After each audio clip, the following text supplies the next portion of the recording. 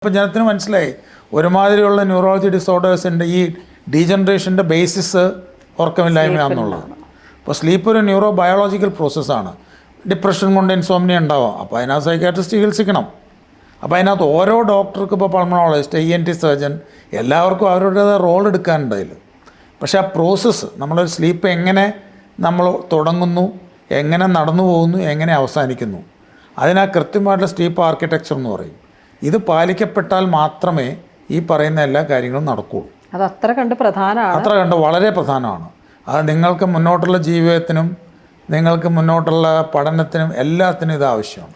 ഈ പറഞ്ഞ പോലെ ബ്രെയിൻ ആക്യുറേറ്റ് ആയിട്ടിരിക്കുക, ക്ലിയർ ആയിട്ടിരിക്കുക എന്ന് പറയുന്നത് നമ്മുടെ പിറ്റേ ദിവസത്തേക്കുള്ള എനർജി, അവിടെ നമ്മുടെ എല്ലാ കാര്യങ്ങളും പ്രോസസ്സിങ് അവിടെയാണ്. അപ്പോൾ ഇതിനെല്ലാം നമ്മളൊരു ബാലൻസിൽ കൊണ്ടുപോകേണ്ട ആവശ്യമുണ്ട്.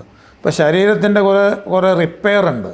നമ്മൾ പകൽ സമയത്ത് അത് ചെയ്യുന്നു, ഇത് ചെയ്യുന്നു, നടക്കുന്നു, ഓടുന്നു, ടിഷ്യൂ റിപ്പയർ. ആ മെയിൻ്റനൻസ് നടക്കുന്ന ഉറക്കത്തിലാണ്. നിങ്ങൾ മസിൽ റിലാക്സേഷൻ നടക്കുന്ന ഉറക്കത്തിലാണ്. അപ്പോൾ ആ ഒരു സ്ലീപ്പ് ഇല്ലെങ്കിൽ നിങ്ങളുടെ മനസ്സും ശരീരവും ഒരുപോലെ റെസ്റ്റ് എടുക്കണമെങ്കിൽ ഉറക്കം വേണം.